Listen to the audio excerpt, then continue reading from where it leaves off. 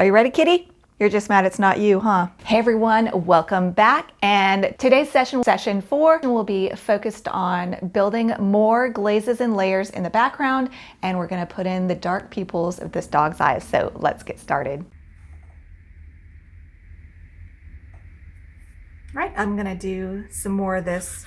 I like this soft green, and it's really just soft and almost impressionistic, almost abstract, and I like that because I don't want a lot of attention called to the background, but I do want it to look like he has some natural area around him, so that is good. And I think I'll do this same effect over here. So I'm gonna go ahead and get this going. I'm gonna get everything wet. I've got a little brown in my brush. I don't mind because that'll just create a gray. I'm gonna paint right over this tree, and I think I'll end up painting that tree a darker green. So it's okay that I'm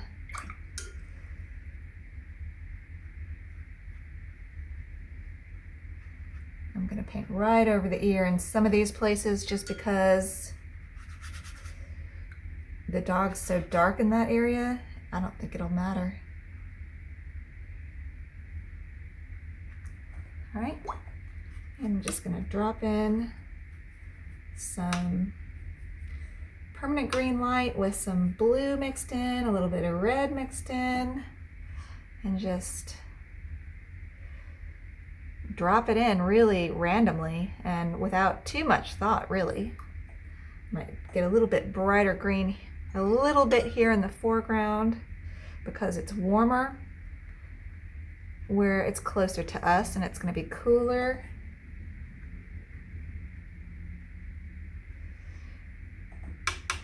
farther away. So I'm going to put more little blues in here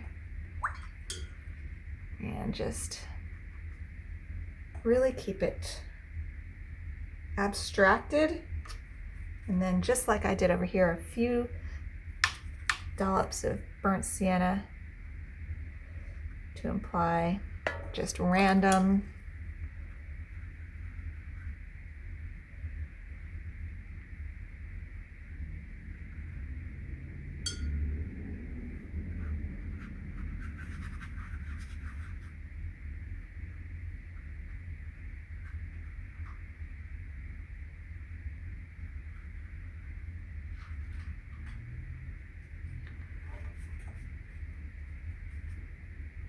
random colors, not overthinking it, just getting in this background, and maybe doing my little fur thing for grass. Grass and fur are painted in very similar ways, aren't they? And I'm gonna add a little bit of blue because this is way back there in the background. Oh, this is granulating so pretty there. You never know, do you? I think I'll put another little layer of burnt sienna in this like dirt road I'm imagining it is. And also I'm gonna bring all this down here because I need to get all this background in on this side as well, don't I? So might as well work on that too. Get a little bit of brighter green here in the foreground and a little bit more blue as it recedes. And then really keep it soft. Then I'm gonna put some more burnt sienna in the road or path, whatever it might be. This lady that owns this dog is a nature lover, and so I just imagine there would be like a trail or something there going through the woods. Look, I'm getting a hard line, so I need to extend my moisture all the way up there. Just keeping this soft. I want the blue dog to come forward, so I'm gonna put a few drops in to create little cauliflowers, hopefully, to create a nice atmospheric background. Let everything dry and then paint in some trees in the background. All right, while this is wet, actually, I'm gonna paint in some of this dark brown lab fur and let it join the foreground a little bit. Let me get this out of the way. There's no good place for that picture right now. Everything's wet. So I'm going to get some nice dry lamp black here, mix it with a bunch of ultramarine blue, because in the reference, really, he's got a lot of blue in his coat. I like that. I'm gonna let that kind of bleed as if it was fur, because in fact and indeed it is supposed to look like fur. Get some more.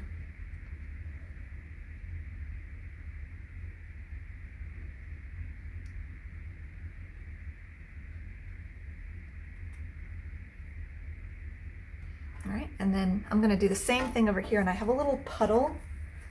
So I'm gonna take my paper towel and dot up this puddle. I don't know if you can see it, but if I paint cream consistency onto that puddle, it'll just go into the background and it won't look good at all. And actually, this is a very dark spot. I can really get some thick lamp black here. And let's do a little test. See, that's almost scary how much it's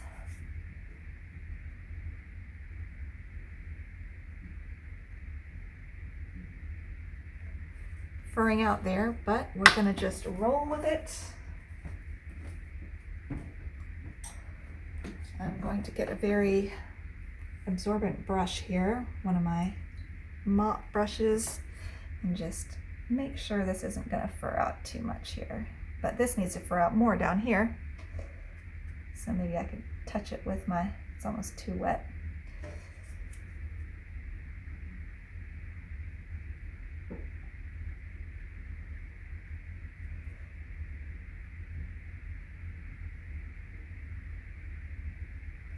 Very dry brush here, and I'm just making this edge a little bit more defined. And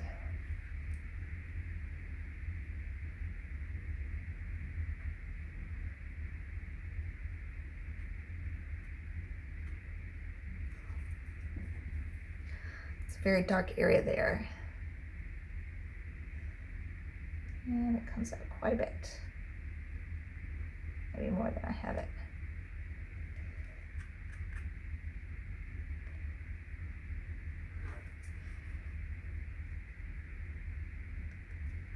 All right.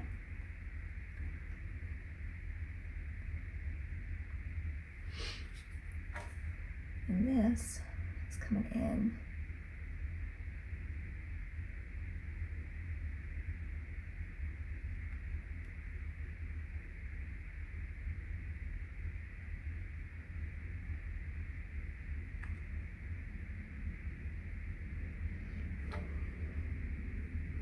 Right. And this is where I should have cropped this off, so I don't really have reference photo information how this is supposed to look. So I'm just gonna go in with some milk consistency along this line and let them softly merge in this area.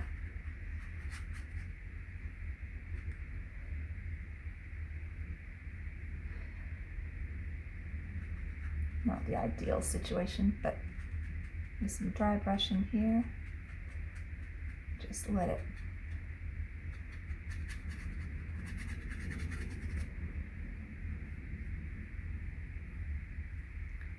all right, and let all this dry, and then we can come back and do a little more.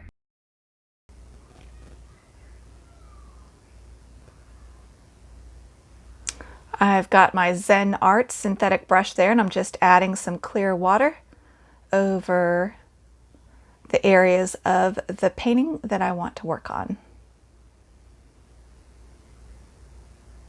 These ZenArt brushes are really nice. They don't hold nearly as much water as the silver black velvets, but they do have a nice point, and they're, if you just want some cheap brushes that are acceptable, then these are pretty good, and you can buy them on Amazon, ZenArt, And full disclosure, they did reach out to me and send these to me for free to try, and I did like them. So here I'm going in with just some tea consistency, ultramarine blue, and a little bit of lamp black mixed in, so it's not neon blue, it's not too bright, it's just an underpainting.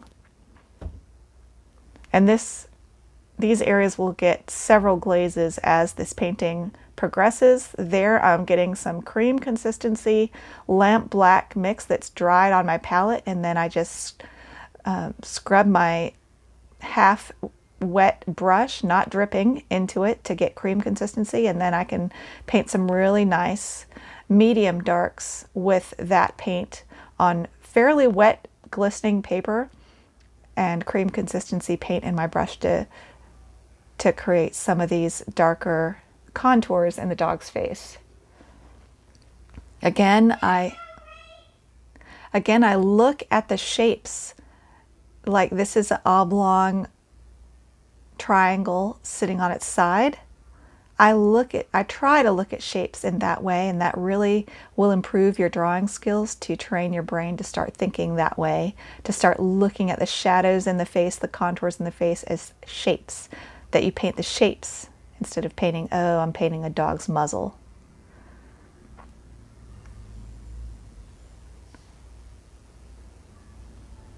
Getting those areas next to the dog's eye really nice and dark, painting on wet paper here, again with cream consistency paint.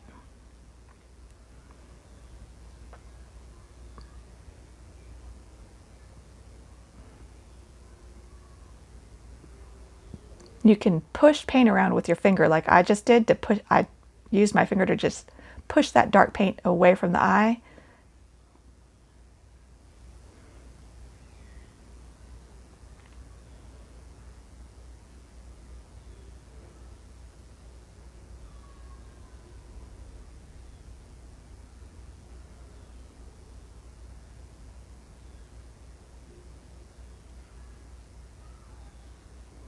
Do you see how I connected this A-shaped or upside down V shape that goes into the ear and also onto the face? I just connected the two, and that helps create a connection between two disparate pieces of the dog's anatomy, which can make a painting look a lot more painterly if you attach things to each other in some way where the values of the one piece of anatomy matches the values of an abutting area of anatomy. A lot of times I can do that with eyes, like right here. I've got really dark and I'm attaching it right into the eyeliner to attach that eye into the dog better. And that can really make your painting look more painterly and realistic. Using the tip of my brush to draw out some of those dark paint marks, to feather them out, blend them into the rest of the dog.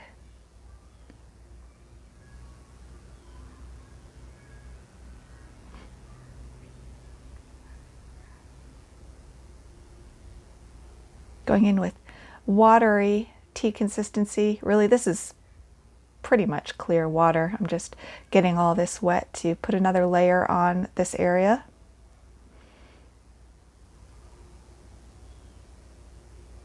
Getting some ultramarine blue and lamp black mixed together over there on my palette.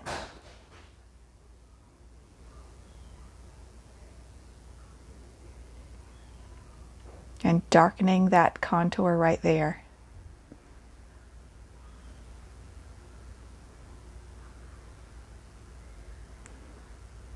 Roughly painting that triangle shape of contour on his face and connecting it up into the area of his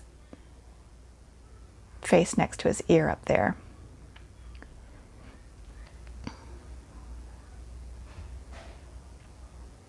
Some of these edges may look a little harsh, but this is what really is quite useful about glazes later when all this dries and sets. I'm going to paint over this entire face with a glaze of tea consistency, blue and black, to darken the whole face of the dog. So that will really soften some of these harsh edges you're seeing right now. So not to worry if things look a little too sharp. I'm dry brushing some super darks down into this area under the nose onto dry paper, using kind of the edge of my brush to get some fur textures, working in the direction of the fur and making my strokes about as long as the fur lengths themselves.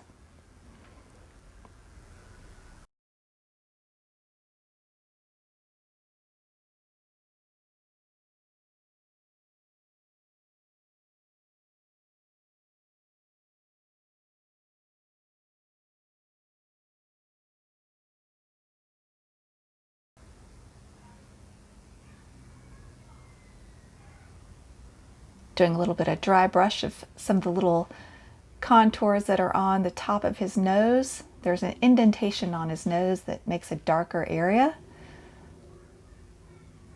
So I'm getting those in. Those might get darker later on in the painting, but I'm just kind of mapping them in so I can see them. I can still see my drawing there, and I'm just making sure that I get those in.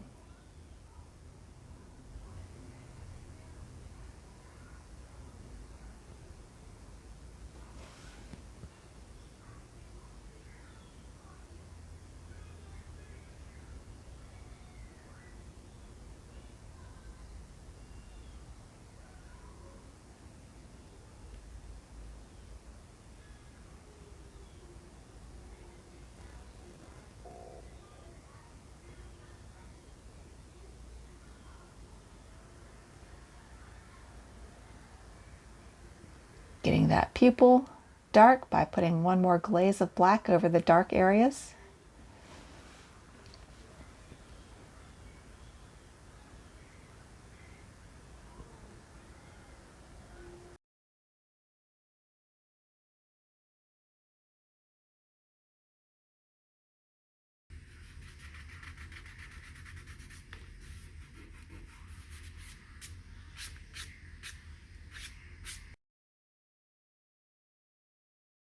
Now I'm just going to refine these little white highlights in the eyes, which I always do. So I get this question a lot: when should you remove the masking?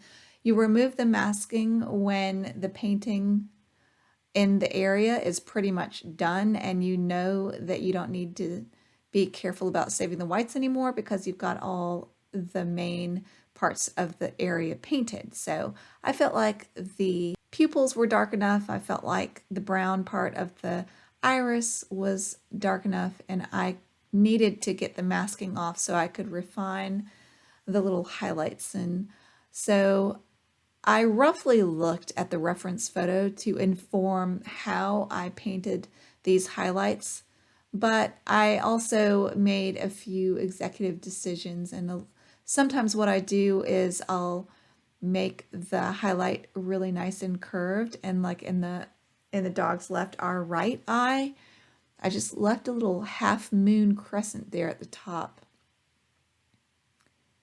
And then on this eye, I'm leaving a little bit more, but I'm just painting carefully around the edges to refine those pure white highlights. Getting some burnt sienna, mixing it up nicely in my brush. I put a little bit of M-gram Naphthol red to give it a little bit more oomph, and getting the corner of the eye a little darker. Now I'm just getting the whole thing darker. I just felt like it needed a little more color.